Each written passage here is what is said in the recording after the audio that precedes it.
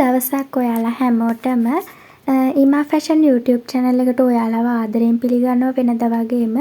ඉතින් මම අද කියා දෙන්නේ හරි සරල ඕනම කෙනෙක්ට තේරුම් ගන්න පුළුවන් පාඩමක්. ඉතින් normal machine එකක කොහොමද බොත්තම් කාස මහගන්නේ කියලා මේකට foot අවශ්‍ය කරන්නෙම නැහැ. ඉතින් මේ වගේ රෙදි පටක් දෙකට නමලා ඔයාට අවශ්‍ය කරන බොත්තම් කාසය අරගෙන ඒකේ උස ප්‍රමාණය මේ විදිහට ලකුණු කරගන්න. ඊට පස්සේ පුංචි කොටුවක හැඩයකට බොත්තම් කාසය ඇඳගන්න.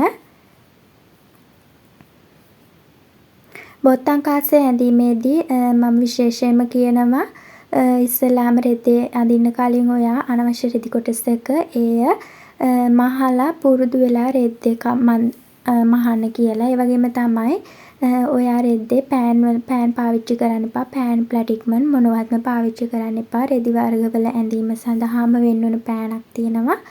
ඉන්විසිබල් පෙන් කියලා පෙන් එකක්. ඒ පෙන් එක අරගන්න. ඉතින් මම ඔයාලට පැහැදිලිව පේන්න ඕන නිසා තමයි පෑනෙන් ඇන්දේ.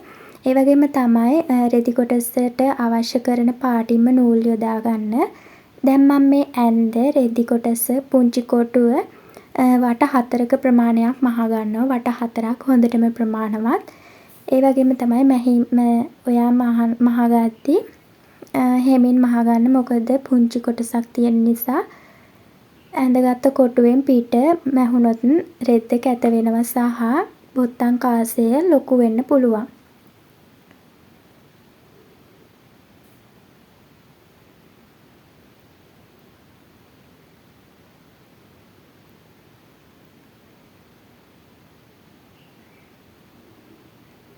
ඒ වගේම මතක් කරනවා ඔයා මගේ channel එකට අලුත් කෙනෙක් නම් channel එක subscribe කරලා bell icon එක click කරලා තියාගන්න. ඉදිරියේදී වටිනා වැදගත් පාඩම් මාලාවක් රැගෙන ඒමට මම බලාපොරොත්තු වෙනවා. ඒ පාඩම් ටික ඔයාගේ phone එකට notification එකක් හරහා phone ළඟටම ගෙන්න ගන්න පුළුවන්. ඉතින් දැන් ඔයාට normal පාගන මැෂින් එකක් නැත්නම් ෆුට් මාරු කරන්න බැරි මැෂින් එකක් නම් තියෙන්නේ. ඔයා දැන් දුක් වෙන්න එපා. මොකද මේ ක්‍රමය ඔයාට වැදගත් වෙයි කියලා මම හිතනවා. ඔයාලත් මහලා බලන්න. මෙහෙම නූල් වට 4ක් මහලා අවසන් කරගන්න. හරියට නීට් එකට මහගන්න. එතකොට ලස්සන නිමාවකින් යුතුව ඔයාගේ ඇඳුම ගන්න පුළුවන්.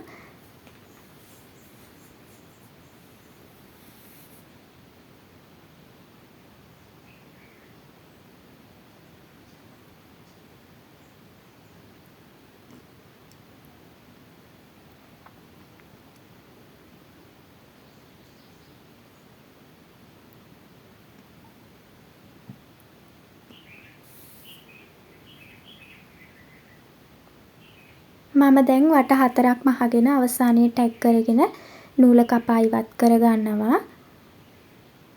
ඉතින් හරිම ලස්සන නිමාවකින් යුතුව ඇවිල්ලා තියෙනවා. ඔයාලා රෙදි පාටටම අවශ්‍ය කරන නූල් යොදා ගන්න.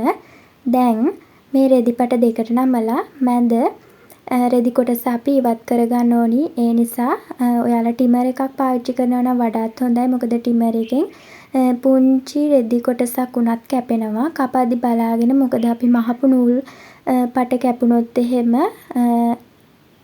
ඒයින් වැඩක් නැති වෙනවා. ඉතින් මම කතුරක් මෙතනදී පාවිච්චි කරන්නේ. ඔයාලා කතුර පාවිච්චි කරන්න එපා. කතුරෙන් පුංචි සියුම් තැන් කපන්න බැරි වෙනවා.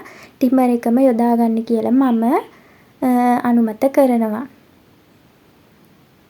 ඉතින් අපි බලමු දැන් බොත්තමක් මේ කාසිය ඇතුලෙන් දාලා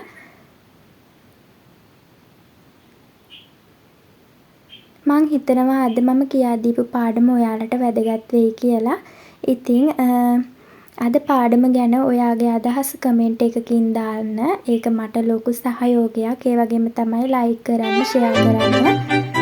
ඉදිරියේදී මේ වගේ වැදගත් පාඩම් මාලාවක් රැගෙන ඒමට බලාපොරොත්තු වෙනවා. ස්තුතියි.